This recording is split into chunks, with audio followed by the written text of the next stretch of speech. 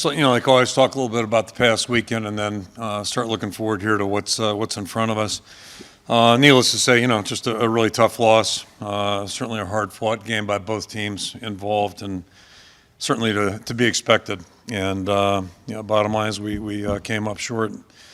Didn't make the plays we needed to make, and it's disappointing. Certainly disappointing for everybody involved. I'm sure our fans feel the same way, and I'm sure our fans are a little bit frustrated as well. So. That's the nature of it. Losing's never any fun, and nobody's more disappointed than our players or our coaching staff. This is what we do, or at least spend a lot of time doing. So, as you might imagine, that's the sentiment there. And then, like every week, reviewed the tape on Sunday, and went with our team, discussed it as a staff, and basically, saw some improvement. I think saw some improvement in certain areas, and that's good. And we also played very well in certain areas.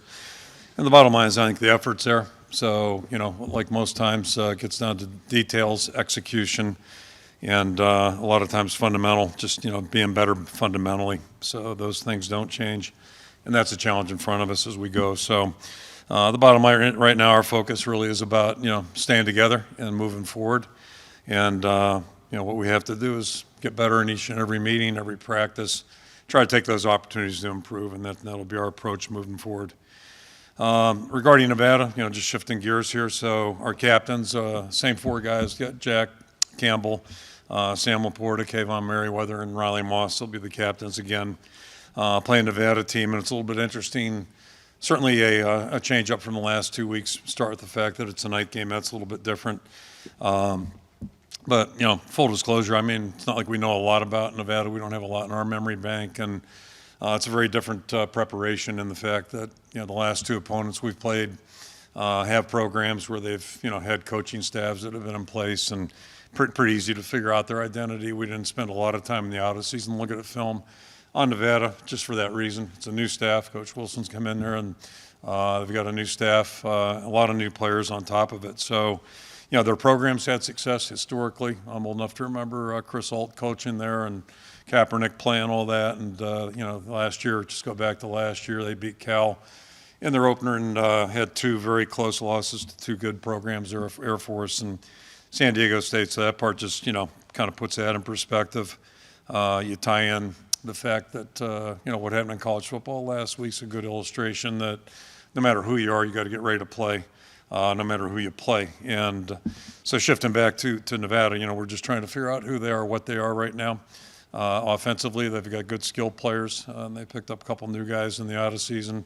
They've got good skilled players, good receiver group, a couple good backs. The guys up front are doing a good job, and arguably the tallest quarterback we've played probably since I've been here.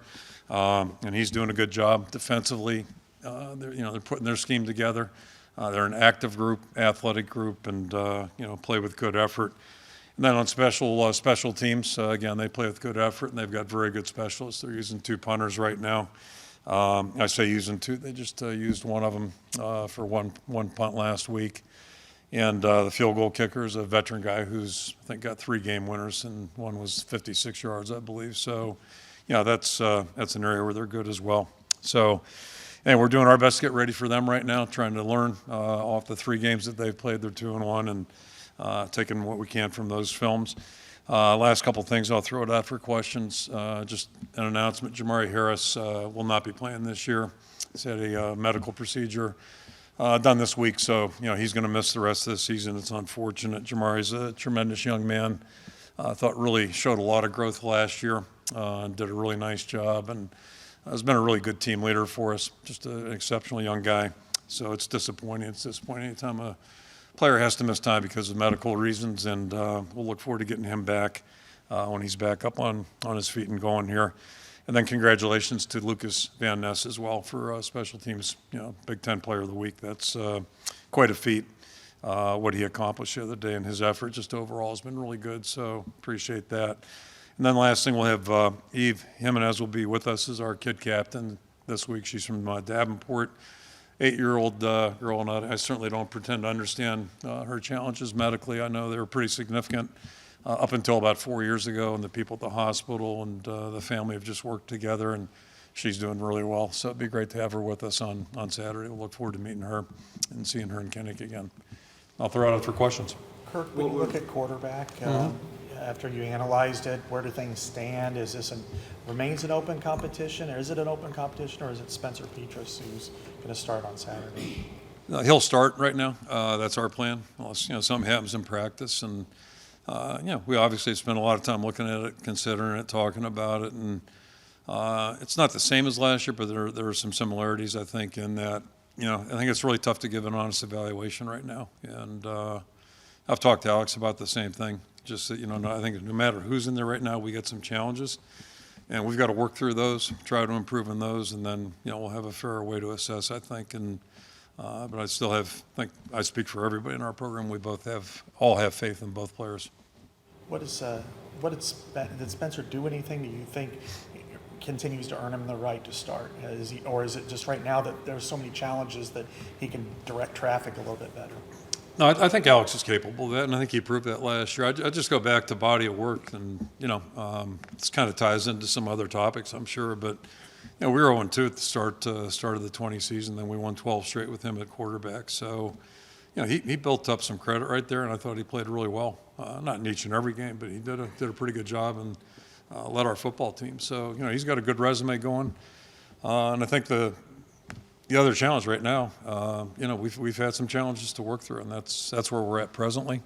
So that's a challenge right now, is to piece things together where whoever's back there can have a better chance to perform in a way that we think and believe both of them are capable of. So that's our bigger challenge right now. I think at this point, I don't think it's, in my assessment or our assessment, it's really fair to just pinpoint one person right now. I think that'd be taking an easy route out. Taking away the Northwestern game, which obviously Spencer couldn't go in. I mean, your point totals in his last 6 starts are 7, 7, 3, 17, 7, and 7. How does that body of work? Well, give it to me again. Taking away which? Northwestern, which he didn't. Right. He played like a couple series with 7, 7, 3, 17, 7, 7. Those are your point totals. What was the bowl game score? This is 2017. So 17. Okay. That was the 17. And that had 3 picks. So I'm just saying, what you say the body of work is there, but that's the body of work. Mm-hmm. 1 TD, 9 interceptions the last 10 games or whatever it is. And then there's Alex, 27 against Minnesota, 33 against Illinois. Like, how does that? That's our assessment. Yeah, that's our assessment, and those are good points. But we're looking at the whole thing, and that's our assessment right now. You bring up the whole thing a lot. Mm-hmm. What is Spencer doing that we're not seeing right now that keeps him in that best position? That's like our whole football team. Probably the biggest difference between you guys and me right now, or us as a staff, is we get to see the guys day in and day out, starting in January, and it's true each and every year. So, we're a little bit more knowledgeable of our injury situation, got missed time, all those kinds of things. And going back, there's a lot of factors at play right now. A lot of factors at play. I think we beat that horse to death a little bit on Saturday. But, whether it's the receiver position, lack of time, and I felt like we were in a pretty good position going back to Kids Day. I think we were on a good progress path at that point. And then, some things happened the next couple of weeks that have made it a little bit difficult. So, long story short, I think we saw some improvement Saturday. There were some things that were more encouraging and some things where we're really close, but close doesn't get it. And that's a challenge that we're running. And, when we feel with this team that we have a chance to really assess things fairly, then we'll make the judgments we feel necessary. And hopefully that's coming soon. Hopefully it is. Kirk, is it reasonable to assume that Spencer is practicing the best of all the quarterbacks? I mean, you're out there every day. Yeah, we think he is, but again, that's not a knock on Alex. Alex is doing a good job too. Yep. How have you seen Keegan and Nico? We're not trying to drive this train off the road by any stretch. I mean, it's not an intentional derailment. Yeah. How have you seen Keegan and Nico progress? Well, they're practicing. That's a starting point, right? So that's column number 1 right there. It's the first step to getting in a game, and playing well is practice, and you can't do it without practice. And so having them actually in a helmet and catching the ball with shoulder pads on, that's encouraging. They've missed time, obviously. Nico's a more experienced player, and he's been in the fight a lot sooner than Keegan. Keegan, you're looking at about an 8+ month deficit right now, so that's what he's got to overcome. It's great to see him out there, and it's great to get Nico back too. And I think we just have to be careful about how fast and how far we push him as we move forward. I didn't see him on the depth chart. Does that mean probably not for this week then? Oh, we'll see. Yeah, we'll see. I mean, there's a chance. And again, Nico, I think, is probably further along just because he's, he was practicing not that long ago. Like I can remember when he was practicing. Recent memory. Conversation with Alex about, because you Yeah. said you were going to make Oh, a yeah. decision. So what is that? I'm sorry? I know you don't want to share like intimate details, but Yeah. what do you tell a guy that's waited his turn? You just want to let him know basically what the basis is for your thinking. And I'm not asking anybody to agree with me. And I'm guessing fans aren't agreeing, and maybe the media. But that, everybody's entitled to opinions. I'm all for that. But, what our jobs are, and my job ultimately, I'm the head coach, is to decide what's best for our football team and our program. And that's my assessment at this point. We're a 1-on-1 team right now, and haven't moved the ball offensively. So, it's a jump ball in all regards right now. Is the QB, is it unanimous among coaches, or is it just your call? Well, that's something I wouldn't share. But I think we're together as a program. And it doesn't mean everybody has to agree 100%.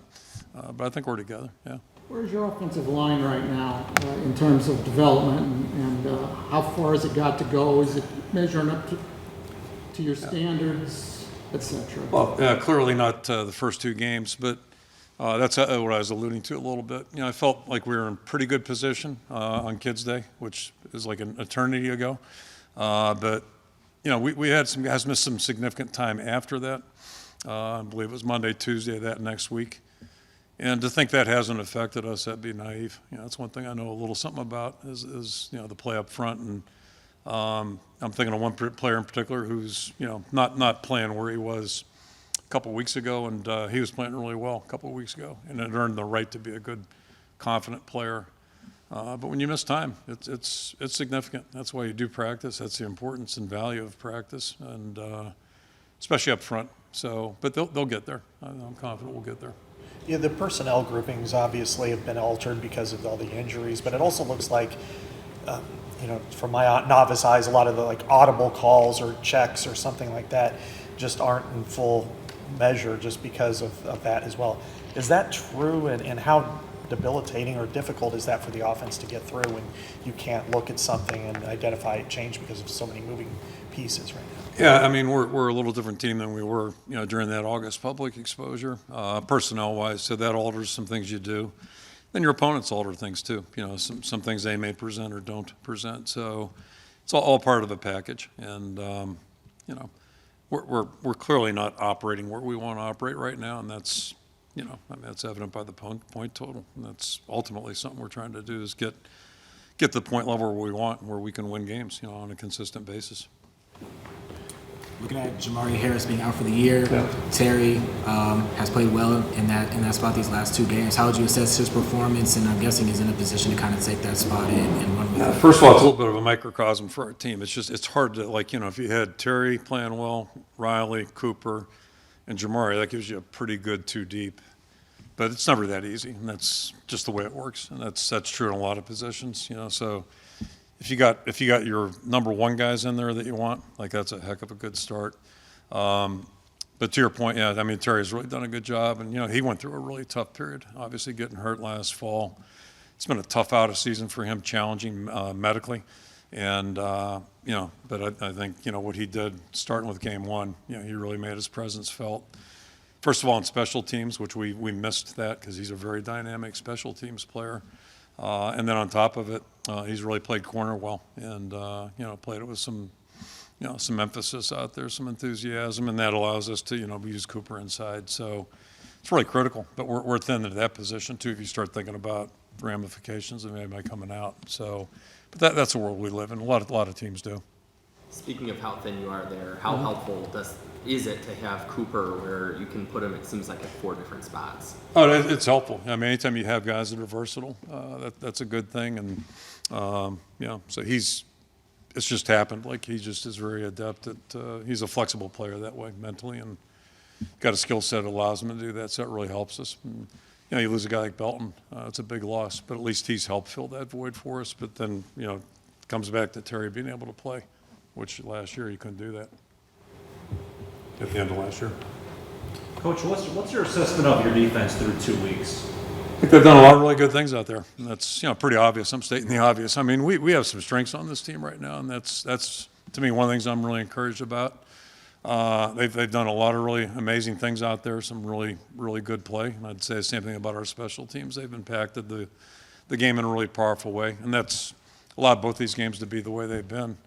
And, as tough as Saturday was, you change one play, the outcome of one play, but, ifs and buts, right? We all know that one. So, but the point moving forward is that we've got to improve, and we've got to get better in all areas, quite frankly. And there are things on defense, as first thing Phil said Sunday, there's still things we can do a lot better, and it's going to be the challenge because our opponents are looking at anything that we might have been vulnerable to, and, they're going to work on us there too.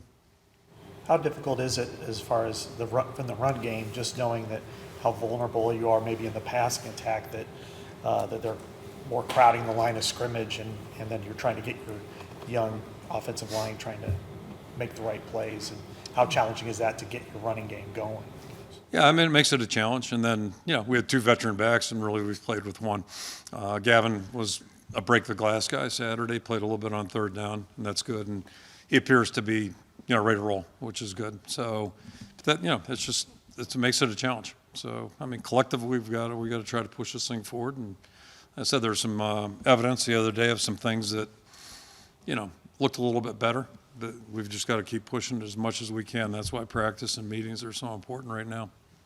Has Brody been able to catch up? We've talked before about how he kind of had to start from behind. And is Jacob Bostick somebody who could potentially see action? Jake's big surprise to come as a surprise. He's been out with an injury too. So, it just tends to be one room, year to year, camp to camp, whatever. But Brody's kind of facing the same challenges as Keegan in that, Brody hasn't played a lot of football. Last December, I guess, he was with us, and that's been it since he's been a Hawkeye. He wasn't here last summer. Was hurt in camp, hurt during the season. So, he's playing catch up as well. But he's a great guy, and he's got a great attitude. He's working hard, and hopefully we'll, get him involved here moving forward. What challenges does a 6'9" quarterback present? Just getting used to looking at him is, and I don't mean that in a bad way, it's just very unusual. I can't, I'm sure somebody else's, and Reese Morgan described him beautifully. He looks like Anthony Nelson coming out of high school. He's probably a little taller, but he looks like the way Anthony did when he walked in here as a freshman. It's strange to see a quarterback of that height. The guy plays well, though. He really plays well, and that was kind of the talk of December back when he started in their bowl game. It was kind of the talk of the, I got a 6'9" quarterback. So that's the first time I heard about it.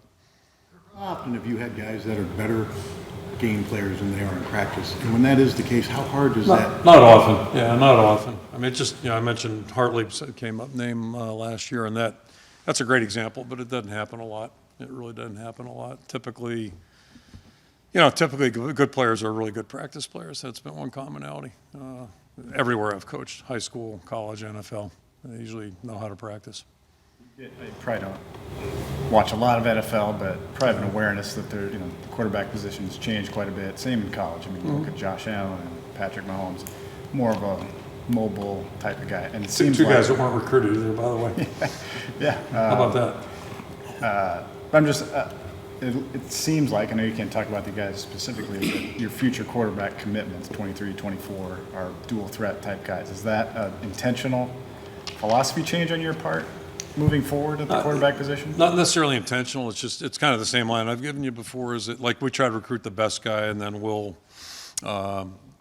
bend towards what they do well. And Spencer and Stanley are probably more similar than say CJ or Brad Banks. Those guys are a little different, and it certainly doesn't hurt if you got a mobile guy. Like there's no downside to that if the guy can also be a thrower and good quarterback. But that's a fascinating study, just quarterbacks, because I did see that panel. It was those two guys, Brady, Rodgers, sitting on the panel right somewhere this summer. Had time to actually watch a little TV, and they were sitting who knows where, but there was a panel discussion. It was interesting. I'm just sitting there watching, like, none of these, well, Brady was recruited, obviously. Went to a blue blood school, but then, nobody wanted him in the draft. And then Rogers, like, had a whatever 1,500 SAT and had to go to junior college because nobody wanted him either. And, then the coach at Cal took him, and obviously that worked out pretty well for those guys. So it's just kind of an interesting study. Quarterbacks are really interesting, but, you try to get the guy that you think's best, and then you're going to try to play towards his strengths. And when I talked to Labus on Media Day, he was saying he considered himself a dual threat guy as well. So do you see that for him? I think it's in the fair. future? Yeah, he's a pretty good athlete. Yeah, he's pretty mobile and, runs around pretty well. Okay.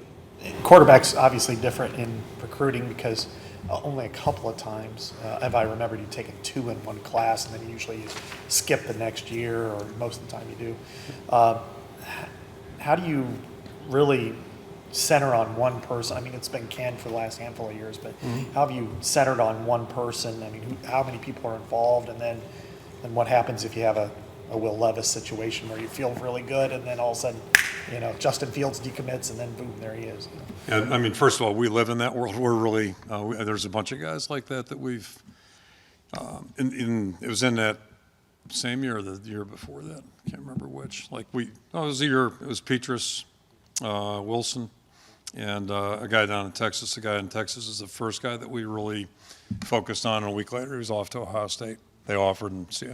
So I mean, we're used to that. Sometimes we're the first to ask, but that just depends how it plays out. But again, I think it starts with, and I'll go back to Brad Banks. You start with people that are interested in you. You identify guys, and I've said it on record that my goal was to get a high school quarterback that year. The guy we liked the best didn't like us, so now you go number 2, and it was Brad. And fortunately, that worked out. So it was kind of fate and dumb luck, but. You just kind of rank them as they are, and then you start working down the ladder. But, typically we'll take 1 a year. It's kind of like basketball, I guess, or at least they used to call them point guards. I usually 2 point guards one time with the same school. I'm going back like 40 years. But, it's kind of a similar situation.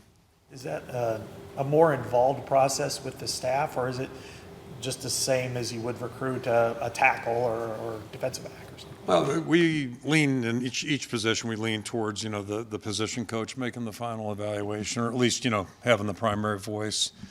And then there's a group consensus as well. But it's still the position coach has primary voice on that. Kirk, when the passing game's just not going well, it's easy for receivers to be very frustrated and almost not be engaged by play to play. I mean, how are you keeping, like Arlen Bruce and maybe some other receivers in the room engaged? I mean, they didn't have a pass catch till I think the midway through the third quarter last week. Yeah, I mean, the ball goes where it goes, and a lot of times the defense dictates that. So, good players understand that, and you just keep working. Arlen's a great example of that. Nobody's got a better attitude and works any harder, and he's been working overtime, quite frankly, the last couple of weeks. So we're worried about that, or at least cognizant of it. But that's what you come to school for too, is to playing games and play a lot of games or a lot of plays. But I mean, just it is what it is, and you work through it. How do you get the ball more to Arlen when I think it was 11 targets, 1 ball got to him on Saturday? Yeah, I mean, we're trying. And there's not he's our best option in a lot of regards, and the defensive guys know that as well. So that's a challenge right now. If there is disappointment and frustration amongst the players, how do you use that disappointment from last Saturday as motivation while also balancing it with not dwelling on last Saturday, which I know you and your players tend to do. They don't want as well. Yeah, I mean, that's the world we all live in as players and coaches. We can't, we really can't continue the discussion much past Sunday. It's just the way it is. If you do, you're really hurting yourself for your next option or next opportunity. So there's a mental discipline to that. And it doesn't mean you don't feel it doesn't linger or live with you. And losing tends to stick with you longer than winning. At least it should, but it's the nature, because if you're competitive, you don't like to lose. That's just everybody works too hard. But as my wife reminds me, 50% of the teams lose every week, and I get mad every time she says that. She didn't say it last weekend, so we're still talking. But you got to learn to move on. You learn to move on, and what's behind you is behind you. You got to focus on what opportunities you have, and the biggest thing is the opportunity to grow and try to get better. And in this case, learn from what we didn't do well, and then move on. But that's every game, win or lose. You better learn from what you didn't do well and how do you improve. Time frame for Justin Jacobs to come back? Do you have it? Based on today and last night's medical meeting, talking to him today, it's not going to be this week. That's about all I know. But he's improving. He's improving. I don't know how close. Those are soft tissue issues, or I wish I had the answer. And then kicker, is that an ongoing competition? Or how do you evaluate that position right now? Yeah, and that's a little different than the quarterback position because neither guy really has a resume right now, but they're both quality and they both have practiced well this segment. Wasn't as good in the spring, but they've been, since we got going in August, both are doing a good job, and we'll just keep playing it by ear. Coach, some of the players said you have a 24-hour rule in terms of watching film, and we watch it for a day and then you throw it out. Was that your idea, and if so, why did you implement it? Yeah, first of all, I don't think I've ever had an original thought. So anything that comes out of my mouth is copied from somebody somewhere. I don't know who it was, but first time I heard it, that really made sense. Like that made sense. It had a good visual and good connotation to it. Again, it's a little trickier to live by it sometimes. If there is one positive, we went to the new schedule in 15 where we actually practice Monday morning. So one benefit of that, it's really hard on the staff Sunday, but one benefit of that is you're forced to move on, win, lose, or draw on Monday because you're moving, you're out practicing, doing things. So at least that was not, I don't think any of us saw that as an intended consequence. It just happened. But that's what life and sports teach you. You better move on to the next challenge, or you're gonna be at a deficit before you even get started. One of the unique coincidences, I guess, but it's been a positive for your program for a long time, is a walk-on safety from Iowa stepping in and playing really well. Jack Kerner, Jake Gervais, going all the way back to Brett Greenwood, and even Brandon Snyder. Quinn Schulte fits that bill again. What did you see in him as a quarterback at Xavier, and how has he fit that role, for you in the last couple games? And Consonnine's one of the 5 guys that has 2 block kicks. I think I read that right, which that's a long time ago. But another he's not from Iowa, but walk on. The one commonality, those guys were just good football players in their high school programs. Q was a quarterback. Sean was a running back who I thought might go to Northern Illinois. They didn't offer him. That's what triggered his attendance here. But the commonalities are they're good football players. They're conscientious, really thorough, and just do quality work. And that's kind of been the commonality with those guys. So all have a little different personalities. Jack had a different personality than Quinn, but both of them are really. Quinn's off to a good start. It's been really a pleasant surprise to watch him perform back there. Not shocking, but it's been pleasant to see him do a good job. The kind of depth behind him, stars and what have you. What has he been able to show? To maintain that position, and then of course go out and play as well as he has? It's just a steadiness in performance, in practice, and we don't have much game, special teams obviously, but. Just a steadiness and a thoroughness, the way he prepares and the way he practices each and every day, and that's what. And then you get into game competition. You try to assess what a guy does, and at least he's really off to a good start for being a 2-game starter. Gavin said he feels like he's back to 100%. Just how much do you think that's going to help you guys on Saturday? Obviously, it's huge. I mean, any especially skill player right now that joins the fray that's a benefit for us, and. LeSean's really not a guy we use a lot in pass stuff, whereas Gavin has that capability. So that would have been one more alternate plan. Had he been out with us the last couple of weeks, we would have used him a little bit as a receiver because he does that pretty adeptly. But, we didn't have that option available. So it was one more thing to take off the board in terms of consideration. And Gavin's got he's been really interesting. He's got a really... I don't know if interesting personality is the right way, but he's just he's kind of pretty steady right down the middle all the time. But he earned my confidence with that 4th and 2 conversion a year ago, and he's done nothing but perform well since then. He's a really good mentor and a leader for being. He's not that old of a guy, but he's a really good steadying influence in a really young room. So appreciate that as well. With the strengths on defense and with punting, how much of an improvement do you think is necessary from this offense to be competitive? The first and most important thing we can do is eliminate turnovers. I mean, of all the things that have happened in 2 weeks, we're five turnovers right now. And to think that we're going to win the way we want to win the next 10 weeks, going 5 every 2 games, that's not realistic, you know. And that's one thing historically we've been pretty good at. I think there's one year where we defied that number. I'm pretty sure it was 2009. Other than that, like, our good teams protect the football, so that's first and foremost. And that's not one person. That's a lot of people involved there. So that's the first step we have to take. And then secondly, we got to move the ball and score points. That's what offenses do. We've never been built or wired to aim for 50 points a game. Love it if it happens, but that's not the way we play, and that's not the design of the way we play. But just first of all, clean up our play there, protect the ball, and then get the points we're capable of getting, and hopefully that'll improve as we go along. All right. Thank you. Thanks, Kirk.